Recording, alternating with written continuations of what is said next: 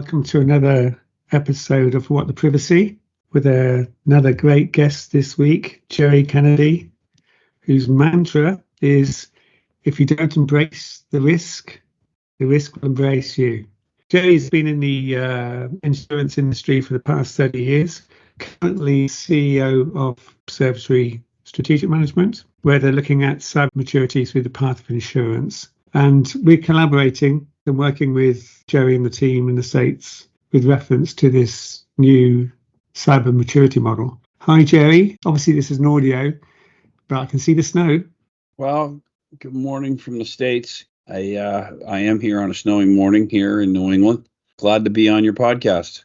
So, obviously, we've been looking at the cyber insurance model and the way it's evolving, the traditional way you do cyber insurance. I've obviously been exposed to underwriters by yourself and Rogan, and I'm on this path of learning about, can I use the word archaic the existing model is, and amazed how risk is managed. What trends are you seeing in industries outside of healthcare with reference to cyber insurance? Well, Andrew, the part of the trends are outside of healthcare is we've got certainly financial services, but the professional services are of a very big concern of ours right now. The lawyers, the accountants, even us brokers, engineers are under an assault when it comes to the people who are wanting their data and the data of their clients. We use the term supply chain, so I'll continue to say that, the supply chain of who they interact with. We've seen a lot of efforts by the hackers to infiltrate law firms specifically, as they're treasure trove of all kinds of information, ranging from tax information, intellectual property, divorce information, personal information, medical information. They're literally a treasure trove of information that they find absolutely usable now and usable later. And we are concerned that the professionals, because of their attitude towards cyber hygiene, has been somewhat lackadaisical relative to the growth of threats. The main thrust has been towards compliance. Well, as you and I both know, that compliance is not security. So I would say one of my biggest concerns are the professional arms, because the thing about professionals, lawyers, accountants, insurance brokers, everybody has one. You have to interact with these people to do commerce. And the insurance industry actually is the DNA of every business transaction, because you can't even buy a car, operate a car without insurance. We have an onus or responsibility, both fiscally as well as socially, to up our game as well. The question I have for you, if the existing cyber insurance policies that are underwritten aren't appropriate today, what are they going to look like in the future? And is there a tipping point where there's so many hacks going on, so many class actions going on, and then liability is increasing? Surely there's a tipping point where everyone's got to stop and say the existing model doesn't work. We've got to move forward with a more mature model that encompasses cyber hygiene, DNS, and so on. Well, the tipping point is here. We're already there. The sheer volume of events, the number of threats that are coming at these people they're drinking from a fire hose. And the future, as you say, is now. The risk has to be embraced, as I say, with you, or it will embrace you, which is happening. With the lawyers, we are seeing an absolute plethora of events, and they need to understand that their charge is to represent their clients, even in bad situations like a hack. Cyber insurance, as everybody talks about it, covering hacks, ransoms, those types of things, the ensuing fines, is not the only issue. There are other lines of insurance, and specifically we speak to the professional liability, which is where you misrepresent your client, you give up your attorney-client privilege. The digital premises of these professionals not to just pick on lawyers, is polluted, frankly. Your company, BreachAware, has done a wonderful job identifying the data types, numbers, the tenure of the losses, the number of compromised emails, passwords, etc. As you well know, we then took all of your wonderful information and put it into our rating format to develop what's known as a PML, which is a possible maximum loss, which is a fancy way of saying, how bad can this get? Well, the insurance industry is markedly good at parsing things.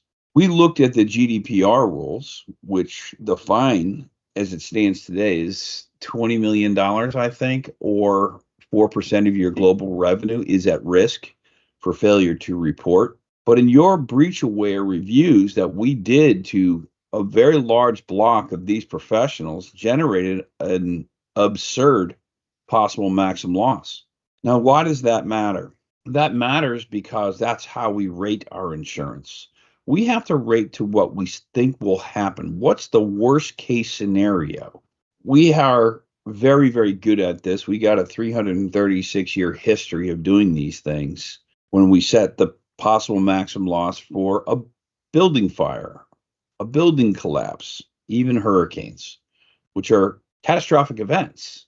But then when you take an entire insurance company portfolio and readjust the PML, the information becomes quite daunting. So when you have a possible maximum loss that shifts into what I would say the oh my God category, it can be this bad just on one vestige of cover. In this case, I was speaking to GDPR, the fines. And then you have to look at the term of the fines. Is there a look back provision in those fines? We have a case right now that the expected GDPR fines are approximately $1 billion on a breach that is not even made aware. So, Please, can I just interrupt you these, there? please. Quick question. Well, it's two questions, isn't it? It's one about the individual. How does the individual benefit out of it? And two, who's a winner out of it? It's a rather cynical view. My friend who commented on my, who works in a legal company, commented on my previous podcast when I said that attorneys for ambulance chases, the only people going to win out of all of this. So the lawyers on billable hours. What does it mean to the individual? When you see like the Medibank breach in Australia a couple of years ago, and the impact of that organisation, I think the first year was it $40 odd million Aussie dollars, and this year they're going to spend about 30 to 35 million Aussie dollars on forecasts of costs. I don't see the end user actually benefiting from it. What's your thoughts on that? How would cyber insurance cover them? Well, that's the great question. How does cyber insurance cover that? So let's answer the question, what's in it for the individual, okay? I know this is an audio podcast, but what am I holding up? I'm holding up a Coca-Cola, probably the most famous brand on the planet, okay? Yeah, Coca-Cola. That's not the slim version there. So you're not in a diet. No, this is the fully fattening version, or the calorie count of 140 calories per serving. Yeah. That is a brand. There is a secret that's behind this formula. So what's in it for the individual, whether it be a person or a corporation? Well, professionals have information. In this case, it would be a trade secret. Could you imagine if your secret at whatever scale, whether it be the Coca-Cola formula or your information about your client list, which is your ability to make money, goes out into the to the ether? If that is lost on the digital premises by the poor cyber hygiene of a professional organization, or someone's intellectual property that has gone under review by a law firm, that is extremely material to the individual or corporation. Utilizing the Coca-Cola formula as I don't know where it's stored, I'm sure it's in some version of Fort Knox. It's a representation of what could happen. If you lose something that is dear to you, your life's work and intellectual property, that goes out and gets lost and is done by a third party, that is egregious fiduciary liabilities. In the case of a law firm, it's attorney-client privilege. It is a professional liability. It's not a cyber event. One of the things that you were privy to, you were in the meetings, was where does the cyber liability begin or end, and where does the professional liability begin or end? Now, here's a bit of irony. The professional liability people were not talking to the cyber people. So we have a chasm that has developed due to the perils of cyber and the ubiquity of cyber that has pressed all lines of insurance into that wonderful format of, wait a minute, what do we really have here? That is why we're in the crossroads right now. We have been pushing out cyber insurance, and I've heard the term cyber insurance industry, cyber insurance together is just like it's its own thing. It's but a small modicum of the entire insurance industry, which is about $8 trillion business annually to the GDP of the world. This is affecting all of it. But when you have a class of business where their supply chain, their clients, or the person is at risk due to the actions, or in many cases, inactions, apathy, or attitudes of, we understand the system better than you do, we're just going to give you a plausible, deniable response. We know, and you've seen it many times, Andy, we know of no known breaches that have affected the clients. That is codified as utter BS to everybody in the cyber community, whether you be a CISO, a risk manager, a cybersecurity specialist, an underwriter, doesn't matter. We all know that is the tipping point, because knowing to know is a liability now. They don't want to know. And when the carriers themselves, the insurance carriers, the cyber carriers, the professional liability carriers, heck, even the property carriers, are fully exposed to this ubiquity of IT and OT infiltrations and exfiltrations of one's data, that actually has very much an aerosol effect. It affects everybody. You spray Lysol in the room, you're gonna taste it in your mouth. So I always think, because I've interrupting, I always think that I've been quite cynical here. I always think the big companies, or those involved in class actions, those organizations that get fined, I always think we miss the point when we see all this money being spent on fines. It never goes back to the individual. So I always think there's a missing point there, where you usually see that a class action in the States gives out $10 million, and it equates to $90 per person and a free credit check for 3 years. Kind of think we missed the point. Slightly think, who makes the money out of this? Wait, is that the wrong way to think? Is that the wrong way to think? Andrew, I am looking at my most recent one, of which I get many. In this case, it was Shields Healthcare Group. They coughed up my information. They said you could be hacked, but we're going to offer identity monitoring, single bureau credit monitoring, and then you'll alert if there's any credit issues. This offer by these companies is a way of getting out of their liabilities. We would recommend you don't do it. Absolutely not. You're not protecting your rights, you're giving them up. By taking an offer that is tendered by these companies whose cyber hygiene has gone past and has now been proved, well, for you, effectively non-existent. It's crazy. But the irony is, you have the three monitors, in this case, it's Equifax, Experian, and TransUnion. They're in the business of selling your data. I know. So it's ironic, isn't it? Just to think, if you're a credit rating salesman going out to sell your products, well, let's hit all the companies and give them a big offer in case they get compromised, and then we'll give a special deal. We'll give you end users free credit ratings, but we'll charge the customer half price. Could turn into a nice niche business, that.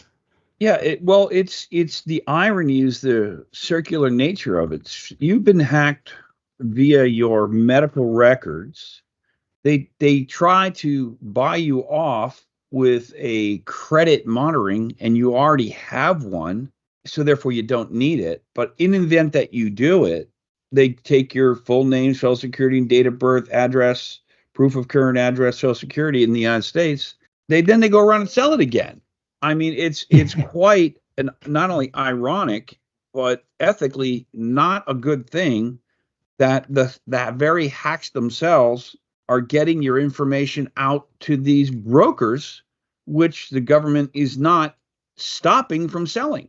It's got to be, as you say, a digital reset button where we stop and start again, because we're in such a bad position where your privacy is dead.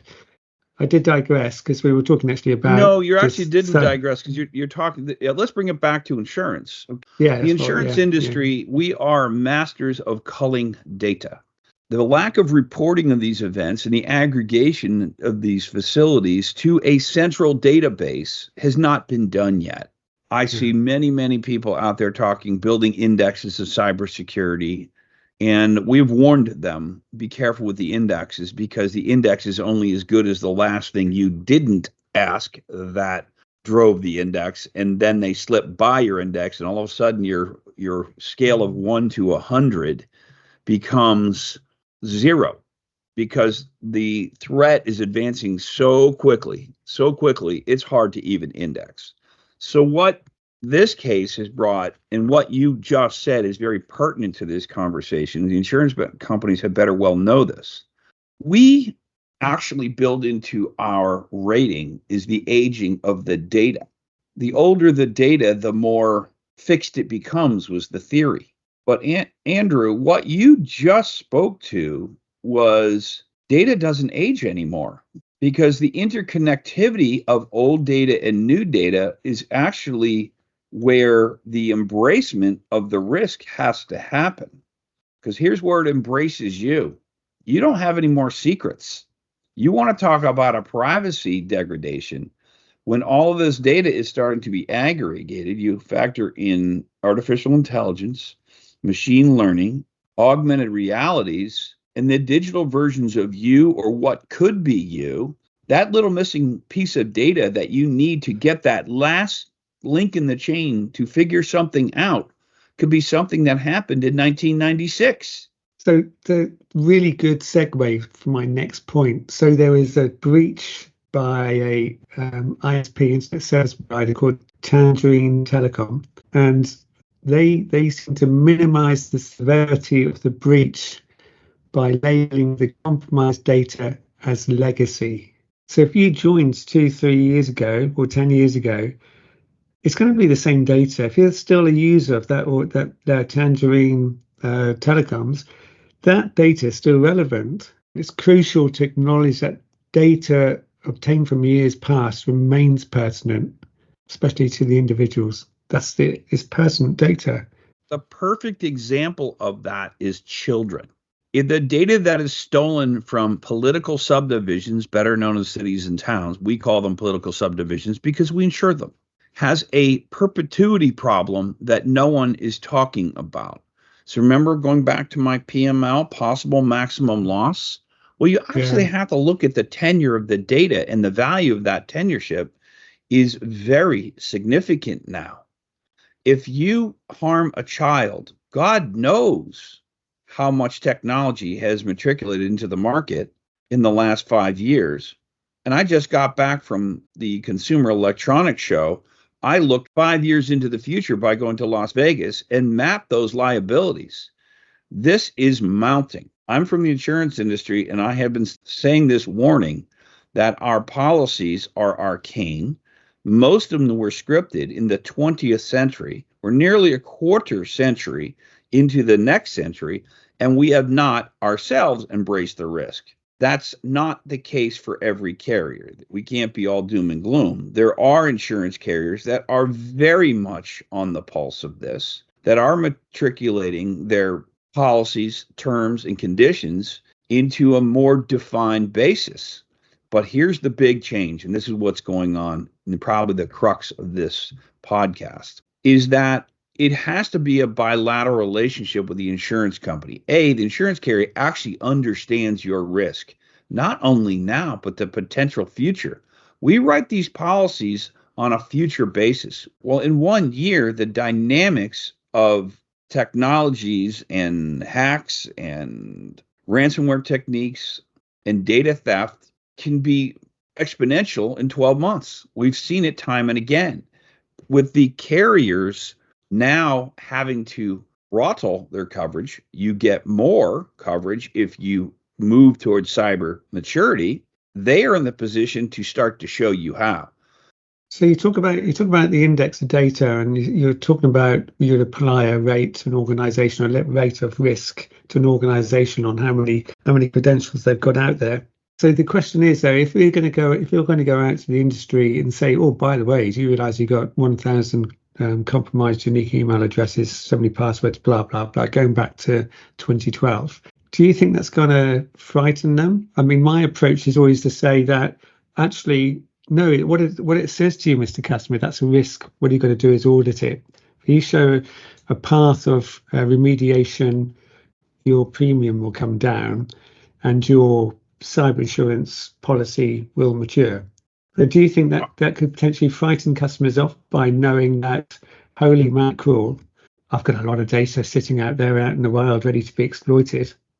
Well, answers first, the answer is yes. It will frighten them off, and it consistently does so. I have many of our friends of which we do this on a pro bono basis. We let people aware of things that we are finding on while we're working on a completely another risk. We find other people's things, and some of these are massive companies. And as you well know, if you have a delta between 1% and 90%, I read that as an underwriter as 99% of these risks are not being reported. You cannot go anywhere unless you know where you are. Where do you start from? Start there. I'm the insurance industry, and we are driving this. We start that everybody's terrible, okay? Zero. You can't coach the policyholder unless they know that what the peril actually is. Do you have an exposure to jackware? Jackware is an operational technology liability, but would a law firm have exposure to jackware? Well, they don't have a lot of operational technology. They have a lot of informational technology. There's no parsement of that. There's no perilization of the actual peril. It's not done at all. They don't want to know. Oh, yeah. Because when you know, and here's the problem, and I'm going to tell you the lawyers know it the best, it becomes deposable. It becomes discoverable. And the second that happens, you create the knowing to know liability. Now you're getting into the realms of, on the post-loss basis, you can come back and look at these things. People need to embrace the loss, because I'm going to tell you one thing in that exact scenario. Ready for this one? Behind every claim bell that rings, there is a whistleblower that gets his wings. You can't hide this level of confinement of data. And now that you have the matrixization and the AI capabilities in the storage of said data, I can look back at that old data and show trends and development and basically say, you kind of lied here, or at least you materially omitted. Now you're opening a whole nother set of threat vectors, and those are moral. So if the people embrace these things, they avoid those obvious pending liabilities that are going to come back to get them in the future. And a lot of these people are saying, I've talked to them, I don't have to worry about this. I'm 5 years to retirement. You don't have 5 years. And by the way, if they find out you did it while in your tenure, the rights of recovery, the common law, allows them to come back at you because you failed to do it. Retirement's not going to save you. And the reason why I'm saying that, because there's a business judgment here that is failing. It's failing across all of these entities, which are insured by the industry, my industry. The sheer lack of reporting, 1% to 99, okay, 1% reporting based upon your data, you got a really big problem there. What is tolerable? What is the PML of reporting that's acceptable? It's certainly not 1%, my friend. I think it just comes down to education for us and awareness. Well, now you're getting back to the fines. What's quite encouraging from what I see in the UK, and I've said this stat before, we've had a big surge in schools use our service. Now, this is the frightening stat. 52% of schools in the UK or colleges have a cybersecurity strategy. Now, you think that would be low. That's exceedingly high compared to the businesses over here. And they're far more aware, it goes back to your children aspect, they're far more aware of the impact and what they have to do. So I think the education sector over here, I know it's a small step, but they're moving such in the right direction. Through the mouth of babes, you get the truth. if you end up teaching this next draft class, the kids that are coming through, about cyber hygiene. Well, over here in the United States, we have this thing called castleization of the schools. It's physical. It's worried about the active shooters and the nutbags coming through the door. But that's not done digitally.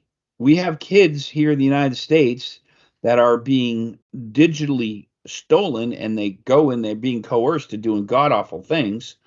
And these kids are actually committing suicide over this information. So at what point are the parents of these kids becoming aware of this digital castleization that has to happen in the schools? Why can it not be extrapolated into their very business they go to every day? Case in point, when I ran all the numbers of the law firms and I took your breach aware information, about 80 law firms, and they're the biggest of the big, and we look back 20 years and we saw the sheer number of breaches and we aggregated them. We did the same for the accountants. We did it for the insurance brokers as well. And the information was uniform. It was a disaster. Yeah. So, and it actually ties to your 1%, 99%, based upon the number of compromises across the entire portfolio of information that your company provides. You're coming out with a digital hygiene report that was abysmal. I had 3 accounting firms break your algorithm. I know which ones as well. It's interesting. I always go on about the value of data, where health data is the most valued by hackers because of the permanence. The legal data, attorney data, is in my eyes the second most valued because of the high net worth. Plus, it's, as I said, my analogy is you go into a sweet shop of data and someone's put all that data on one bag for you, and you can go out. It's a double whammy. And the third element is education, where hackers like to steal data from schools because they can hide longer with that kid's data until they get of age and start a job or get a bank account, and then they find out the credit rating's terrible because someone's stolen their ID. Let's talk about accountability, because now, I speak vehemently about digital premises liabilities. So the digital premises, if you're Smith, Watkins, and Howe.com law firm, accounting firm, insurance brokers, doesn't matter. And the data that transits upon your unsafe business premises, except it's your digital one, you're as much culpable for any ensuing losses on that surface as you were as if I came into your physical office and slipped and fell on a bottle of water that was poured on the floor. Because you can have physical injury, you can have financial loss, but when you start to get to digital losses, you open up the vector of contractual losses. So when your information is compromised, you devalue you devalue your business. Case in point, an insurance brokerage has a client list. Well, that's the value of the agency. That's what it is. Yeah. If that list were to somehow be extrapolated out, well, then you don't own it anymore because you don't control it. And all that information that goes with it, that comes off an insurance application, is mind-numbing. So how are you going to, the only way you can change it is by changing the cyber insurance model. Well, it's not just the cyber insurance model. It's the professional liability model. Again, it comes back to embracing the insurance. If the insurance companies don't force their clients, their existing clients, to adhere to this, here's the kicker. They're already on this risk. They have an unfunded, covered exposure that really puts a very serious chink in the insurance industry. Now the U.S., you hear about the chatter about, hey, we got to get a backing for a systemic cyber event. Well, that was based upon a TRIA mentality where we had a very catastrophic event on 9/11, but you're talking about multiple 9/11s happening indefinitely. So I'm playing devil's advocate here. So what's going to be the catalyst then? So if you're saying you've got multiple 9/11s in this digital pandemic we're living in, what's going to be the catalyst for an order for someone to lead from the front besides you? Well, it's already happening. It's not in the media yet. It's already happening. There are law firms that are embracing this. They are literally going at their own. They're starting at home. Okay. Just like they're talking about the kids. They're starting at home. They're tightening up their own stuff. They're building up their cyber hygiene. I told many law firms that we're talking to already, and they said the provable cyber hygienic law firm, the cyber maturity, is the law firm that's going to be retained. We've contended that law firms operating on poor cyber hygiene on a legacy basis cannot charge people for the work they presented, because if you just look at the evidence that they hold in a criminal case that they've given up digitally, potentially, is not admissible in court. So how do you get them to move forward with a new mature model and also to make it cost effective? As I always like to say, make it an inherent cost. All SMEs or SMBs, as you say over there, Yes. can afford it. If you get good digital cyber hygiene, passwords, don't have admin, don't have password, don't have your dog's name, get to 16 or 7, just start there. Okay? Do it automatic. That's as simple. Train your children to do these things so when they become 21 and 2 and they go in the workforce, they've already got this mentality going in and acting with a good mental cyber hygiene. They're better employees. We're not embracing the problem. That was the whole precipitous of this. If we embrace the thing, if you want to start with the kids, teach them how at school, they can go back to the teachers. How many times you sit there aghast when a young kid says something you didn't know? I always say, Andrew, the reason why we go up to young kids and say, what do you want to be for a living? When you grow up, we're not asking what they're doing, what they want to be. We're looking for ideas because we still don't know what we want to be. If you want to be cyber hygienic, there you can do this, and it doesn't take an insurance policy to do so. You took the words out of my mouth there. I still don't know what I want to do. So right. Well, who does? That's what we ask the 5-year-olds. What do you want to be? I still want to be that Cat 1 road racing cyclist, but it's gone past now. Well, you can be in the senior class now. So, senior veterans. Andrew, what we've achieved here already, things are getting better. You can't leave your audience with the fact, this is all doom and gloom. It's not. The engagement that is happening is that the insurance industry should be worried about Main Street UK, Main Street EU, Main Street North America. I don't care. But our industry is global. Heck, we're extraterrestrial. We insure satellites, by the way. So we actually have the greatest platform to show how people how to do. We're the ultimate regulator. Going back to the comment, you can't even buy or drive a car without car insurance. Well, why should it be any other way to provide cyber coverage? Because here's who it's going to involve. The banks are in enough trouble as it is. The covenants that they have are so arcane that they don't account for these devaluement of these businesses that need to be re-looked at from a cyber hygienic kaleidoscope. Yeah. It is literally a whole new view on the world. And it can be done. There's some awesome people out there. I call them garage bands, Andrew. And some of our friends. They've got phenomenal problems that are affecting some part of the tech stack. You say garage. You say garage. I say garage. Oh, God. Here comes the British stuff. All right. Okay. Yeah. Aluminium. Okay. I get it. So, privacy. But this is two guys in a bar talking now. So, Andrew, the path to maturity is the goal, not a path to an index. Everybody gets a trophy is not what we're doing. What it has to come is a sense of civil defense. And what are the tracks to civil defense? Number 1, it takes time. Number 2, it takes education. Number 3, it needs a surface. And the insurance surface itself is the best regulator. People understand insurance. They don't like it. They have to buy it because they're forced to do so. But I'll tell you what, when they need it and it works well, they're certainly glad they bought it. So what time frame do you think that the market will wake up? I know you think it's waking up now, and I have seen a change, obviously through the work I'm doing with you and the team. How do you see the market changing over the next few months? Or will it take years? Unfortunately, and I say this as a consensus, it'll probably happen when something really severe happens. And I'm extremely concerned with regard to informational technology liabilities porting over to operational technology liabilities where something can actually go kinetic. I think that is a trigger I'm most nervous of. The fiduciary side, where the digital premises liabilities become so severe, you're going to see a case where the data equity liability comes back to haunt those people that caused the problem.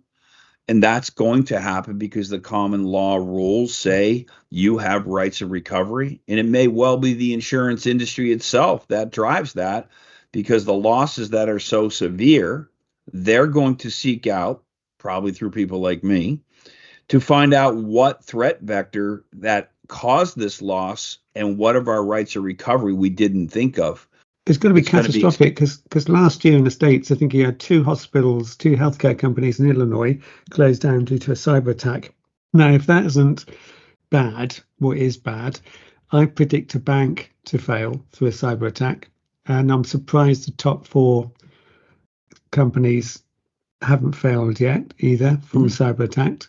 So it's just be interesting when it's going to actually change people on how they apply this maturity model. So I think it's a big year this year.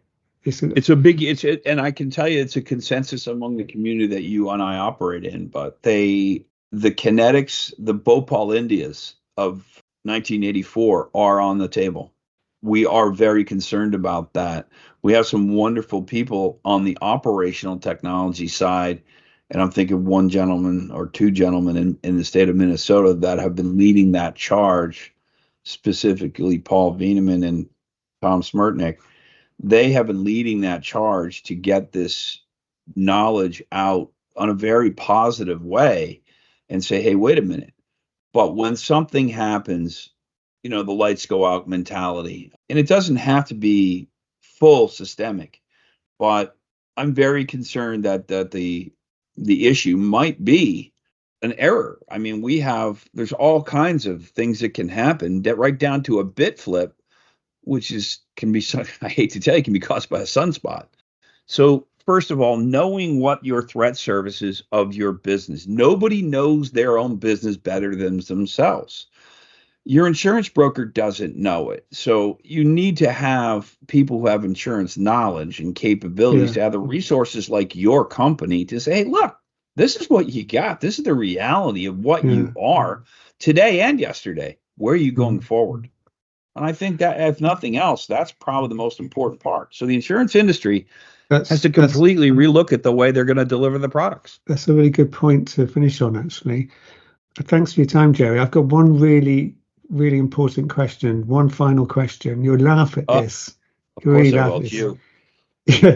Do your high school students really look 30 years old like they do on TV?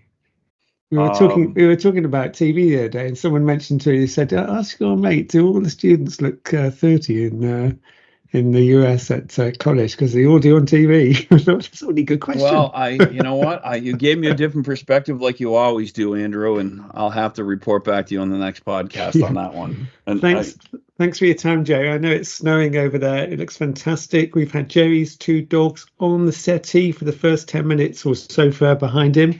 They got so bored they left. And, they did. And obviously they've heard it all before. And the dogs must know everything about mature cyber insurance model, legal liability, and of course breachware. Thanks for your time. Really enjoyed it. And cheerio until the next episode. All right. Thanks, Andrew. Bye.